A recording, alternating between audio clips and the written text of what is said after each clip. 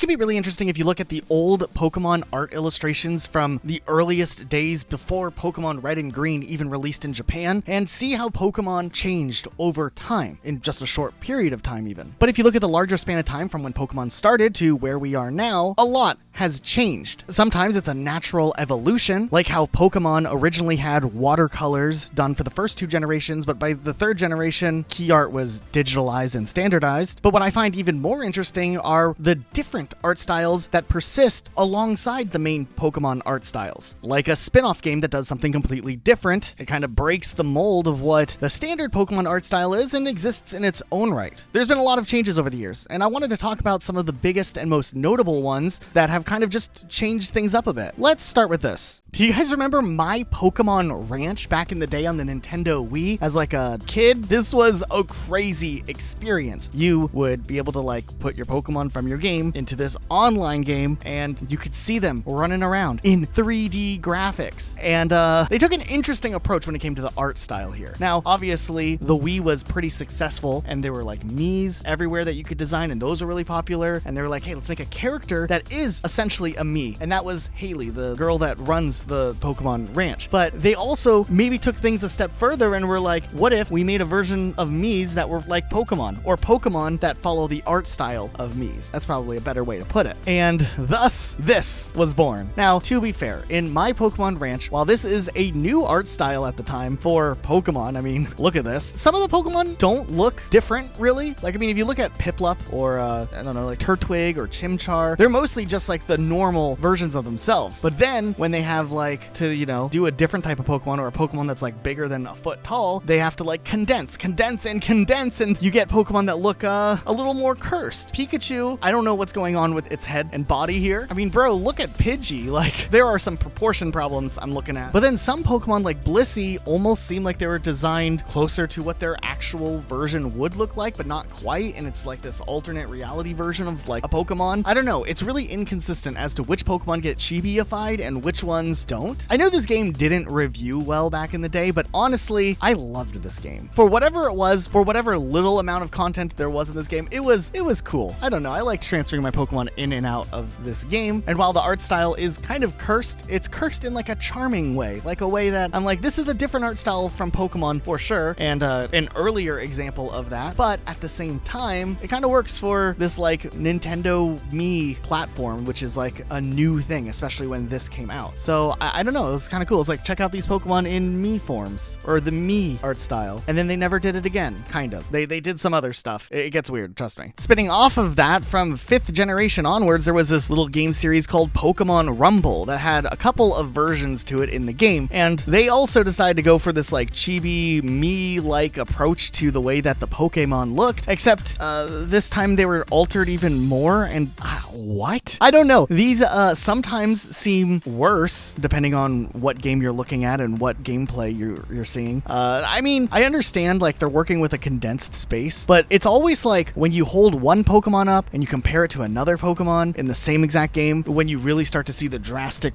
weirdness to the art styles. I saw one image when I was looking into different art styles for this video of Pokemon Rumble U, and it just has like Groudon just there, and I'm like, what is this that I'm looking at anymore? I mean, what is this image? Because like Crocno looks like a inflatable toy, and then Groudon looks like he doesn't belong in this game, and then Charizard, hello? Are you okay? And then I fell down the rabbit hole more. I was like, okay, well, let's see what's up with Charizard. And then I later found out that this became like a meme format, and people like use the Pokemon models from this game as like a meme. I don't know. They're fine. They're goofy for sure, but they're also kind of like hilarious. And I can understand why there is an appeal and why some people love this art style. As goofy and polygonal as they look, there are definitely a lot of polygons a little bit jagged in this game. But nonetheless, Pokemon Rumble and the whole series was an interesting evolution from My Pokemon Ranch. As Pokemon fans, Pokemon Stadium 1 and 2 were really, really cool experiences. For a lot of us, this was the first time we got to see Pokemon in 3D graphics. And I do think Pokemon fans definitely deserved a Pokemon Stadium 3, but that never ended up happening. Instead, 3D Pokemon battling would evolve in a different route. We would have Pokemon Coliseum Colosseum and Gale of Darkness, and this was just kind of built off of what Stadium did but added a story. And then on the Wii we had Pokemon Battle Revolution for 4th generation games. And you know what? A lot of people like to bash on Battle Revolution, and I understand why. Feature-wise, it's not the most in-depth game, but this game did something completely different with the visual presentation. It really did try to take what had already been done in Pokemon Stadium and Gale of Darkness and Colosseum and kind of push the boundaries to really make it feel like graphically it's a better game. I think most of it probably has to do with the lighting effects that were put in the game, and then also the visual effects that they used to represent attacks themselves, using more realistic looking designs for a lot of the special effects that would happen around the Pokemon. This is probably the most realistic way Pokemon would look in a video game ever again, as when the 3D technology finally did hit the main game line series with Pokemon X and Y, and then later on leading all the way into the Switch life. I think the Pokemon games would lean more heavily into like a cartoony anime type style for their 3D worlds, you know, keeping things more in line with the original art style from the games, which is fine. But there was something special about Battle Revolution because that was the newest Pokemon game at the time, and it felt like this was paving the way for what future Pokemon games one day would look like whenever the technology was there. Instead, this great looking visualization would be the one and only time we would see something that looked like this. And I don't know, I really liked it. I mean, the rest of the game was kind of nothing, but this itself was really cool and really unique, and we don't really have that anymore. Also, I find it really interesting that in Pokemon Battle Revolution, they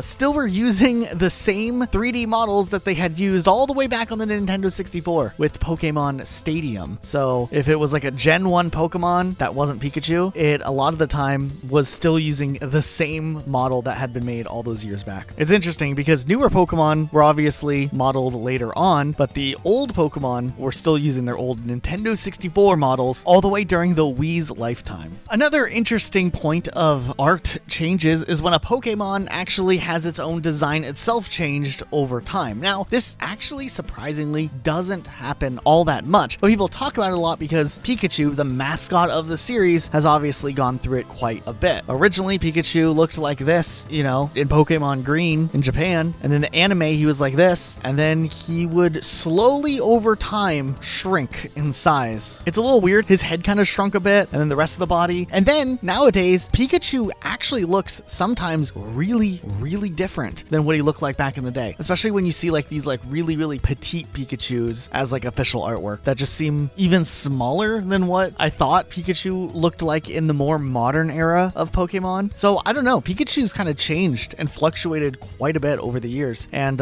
definitely has the most variations art style to art style when it comes to Pokemon. Of course, when we're talking about like the game sprites, Pokemon Green and the original Pokemon Red in Japan had a whole set of different sprites where the Pokemon looked quite a bit different before the more standardized versions that would come later on. Like look at Venomoth on the back, it had like some patterns, and those patterns would go away in later versions. Pidgey was obviously interesting to me because in the first generation games, its eyes were really kind of like beady, not like the more defined eye that you would think of when you look at like regular Pokemon art. This would eventually be changed by Pokemon Yellow, which was an interesting time to change the design. But yeah, if you played OG Pokemon Red and Blue, Pidgey was looking a little scuffed. I do have to say, before Pokemon kind of had to have a standardized approach to the games, there was just illustrations to represent each Pokemon, and those were mostly designed by Ken Sugimori using watercolors, and these designs always were really, really cool. Now, there were other artists who worked at Game Freak and eventually the Pokemon Company that would emulate that art style during this early phase, so technically not every design was a Ken Sugimori illustration, but you know, between the trading cards and the games and handbooks and everything like that, these would be the basis for what Pokemon looked like back then. And nowadays, when we see official even 2D art of Pokemon, they don't look anything like this. All of the Pokemon have now had like a more standardized, you know, high quality computer designed image, but there was something special about the hand-drawn watercolors that were very prominent in first and second gen Pokemon games. It really wasn't until the advanced generation when they stopped doing the watercolors and went for more of like a standardized digitalization. But yeah, I don't know, every time I see the watercolors, I'm like, these are so neat. I don't know how to explain it, but there's this little like white highlight to it, or maybe it's just the lighting that's done with the white colors. It just really makes make it, I don't know, gives it like a little bit of soul to it. I don't know. There was an official trading card game, not the main Pokemon trading card game, called Card-S Cards, which actually predate the TCG. And these all had illustrations of the 151 Pokemon, but were all, I don't know, a little less standardized. I mean, Pikachu in this one has a belly, like a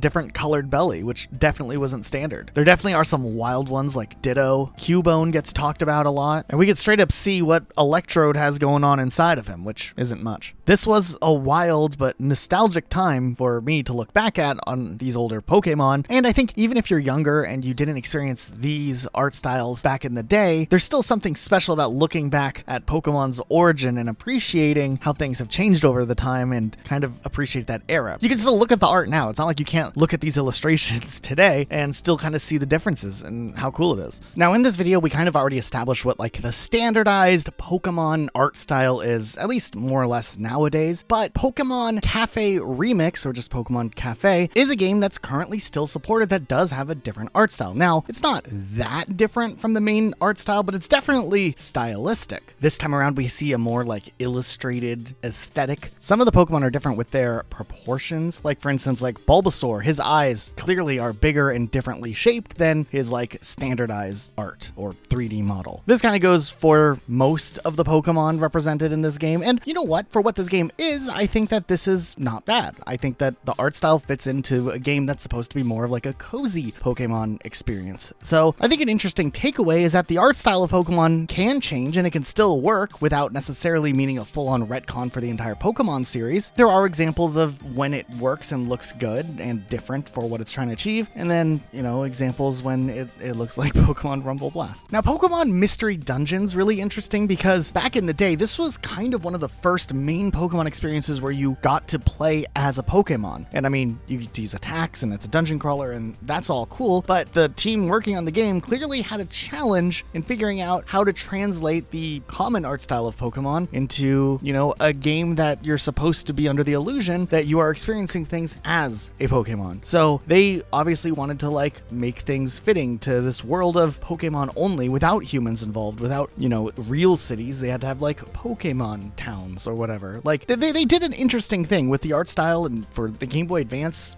/ DS era, this was actually a pretty solid like aesthetic change and game itself. But at the same time, it still seemed very rooted in the core Pokemon series. It didn't like stray super far like we've seen with other games. However, when this game was brought back years later on the Nintendo Switch in a remake form, they decided to kind of use the art direction changes and adjustments that were kind of smaller back in the Game Boy DS days and kind of like crank up that art direction even more for this version that was remade for the Nintendo Switch. I was actually really surprised with the approach they took here, because they took kind of the color palette and direction that they had in the original games and kind of just put it into this 3D game, but kind of gave it more of this storybook illustrated, slightly cel shaded maybe, because like if you look, the characters have these outlines here. There was an interesting art direction made with this game. I don't think I would appreciate it as much if this was the art style in every Pokemon game. I don't think it's graphically the highest quality, but I do think stylistically it was a great choice for remaking a Game Boy Advance game and a DS game essentially, and trying to modernize it in a way where it's still true to the original game, but also visually looks like it's up to modern day standards. And I think this was a great way to do it. They implemented a unique art style that allowed them to not necessarily need as much detail because they're trying to translate, you know, things that were restricted to just what a Game Boy Advance essentially could do. And I think like this art style works for what it is. I mean, it's not outstanding. I wouldn't want like a mainline game to look like this, but for Mystery Dungeon, and if they ever made a future Mystery Dungeon game, if they wanted to use this art style approach again, I think it could work. I think it's a good kind of step away from the standard stuff that we've seen in the past. So Mystery Dungeon gets a pretty good grade on this one. Now, obviously for brevity, we won't touch on every single slight different iteration of the Pokemon art style, but there are different things that are used in like the auxiliary Pokemon games. You know, nothing that's like a mainline blockbuster, this is the biggest Pokemon thing ever, but kind of like the little side quests that Pokemon has had over the years, like Magikarp Jump, the mobile game where you try to make a Magikarp jump. I mean, the art style was different here. It's not just a Magikarp. There is the Photoshop stroke effect added to the outline of Magikarp, and the Pokemon trainer has never looked like that before. So this one was kind of interesting. It was mostly trying to mirror the real art style that was represented, at least in like 2D illustrations, but they kind of took a couple of creative liberties on it. There's a few examples of other Pokemon apps and little side minigame things that have existed over the years that have kind of done things like this. I mean, if we look beyond the scope of like official Pokemon only things, Super Smash Bros. Had Pikachu in it, and originally Pikachu was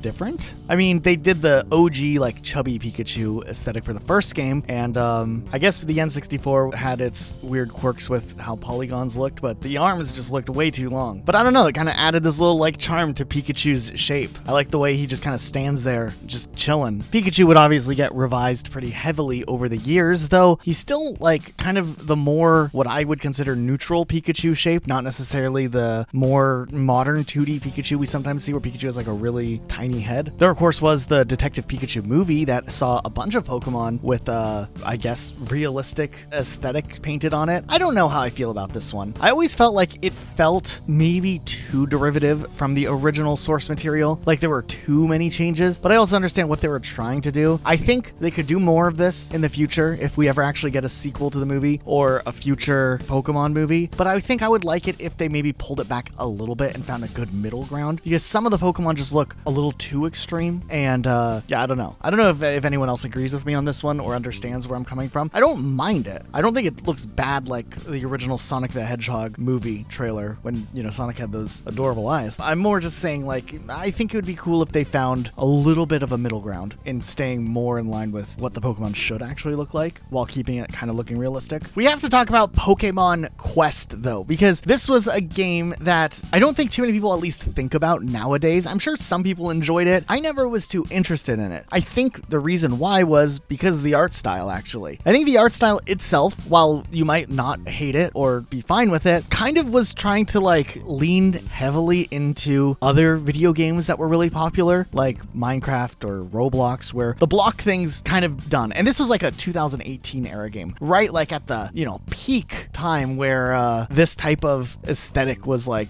really, really, really big. So I don't know. The Pokemon look interesting. They do look like things you would see in Pixelmon, like for Minecraft or something. But this was just like an interesting art choice. I'm not here to like criticize too heavily the game itself, and I think to an extent the game's still supported, possibly. I don't know if it's supported everywhere, but it's supported in some places. And I don't know. I do think that it's very interesting. The design choices. Some of the Pokemon look a little goofy for sure, but this was still better than Pokemon Rumble, where they were just trying to like chibify, meify everything. But this is still a weird one. I don't want to give this one like a great score and be like, yeah, this one was incredible, but it was just it's something that exists that people can remember and talk about. I don't know. How do you guys feel about Pokemon Quest? Pokemon Sleep and Pokemon Smile. These two games each have slightly changed art styles, and I'm okay with these ones because of the context of what the games are themselves. They're not like main games. They're just like little apps, and they're just like, here are some exaggerated illustrations of the Pokemon. And we have like, you know, in Pokemon Smile, the Pokemon are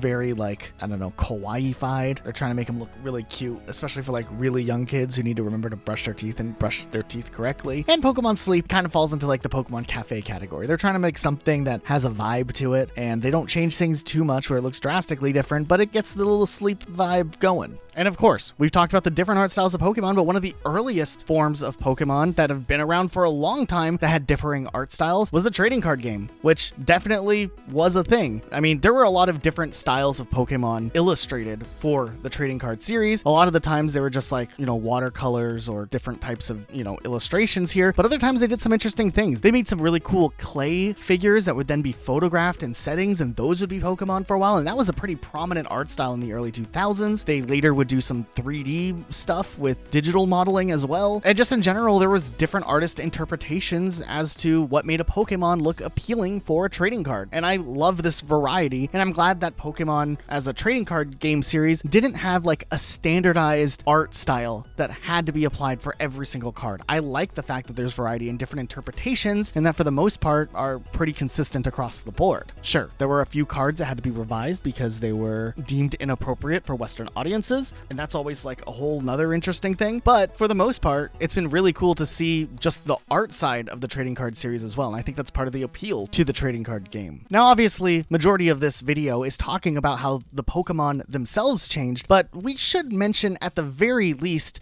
how other aspects of Pokemon have changed as well, specifically when we enter the world of 3D Pokemon games. I mean, we had Colosseum and XD Gale of Darkness, which established like what trainers could look like with a 3D world, and there were these like lanky looking dudes for sure. But in just like the 10 years since the 3DS and Switch games have been around, the art style as to how to approach what people in the Pokemon world look like has changed quite a bit too. Like if we look at X and Y, the first entries on the 3DS, like the trainers were proportionately a lot smaller, and then gradually with each passing generation, we had Sun and Moon, Sword and Shield, Scarlet and Violet, the art style would change and then change again and change some more. And then with the remakes of 4th gen, they chibi-fied everything to do a different art style, and the Pokemon that followed you's proportions were a little bit off, and just this art style was different. We don't really need to get into the weeds of it, but yeah, it was a different art style, that's for sure. Pokemon's tried mixing up the formula a few times with art styles in different ways. In the anime, the show started off with like a standard way of making anime back then, which was doing the whole like cells where they would take pictures of the cells and then the anime would come together in post-production when they sped stuff up. And then into the 2000s, animes in general and cartoons shifted over to like a digital format, and the lines became a lot more sharp and more consistent, and the art style changed in just a short period of time, and that continued all the way through a lot of Pokemon, all the way through until Sun and Moon, where there was a noticeable shift where they were kind of doing like a soft reboot to the series again, and the art style would shift dramatically for what Ash and Pikachu would look like. They did that remake to the original Pokemon movie that used 3D renders to make it feel like a different experience, which was kind of wild. A little bit of a fever dream of a movie. And honestly, I'm a big fan of just Pokemon in general. I've been tracking this series for a long time. I've been following it, and it's cool to see these shifts, for better or worse. And the big takeaway is, even if a bad decision is made and the art style looks not good, there's a very high chance that the next time you play a game, things will be shifted in a different direction, and things keep changing. And then we have these little footnotes that we can remember and be like, yeah, remember the time Pokemon did this? It's a wild thing. Anyways, this was a fun video to make. If you want to see more videos on Pokemon discussions that I find interesting,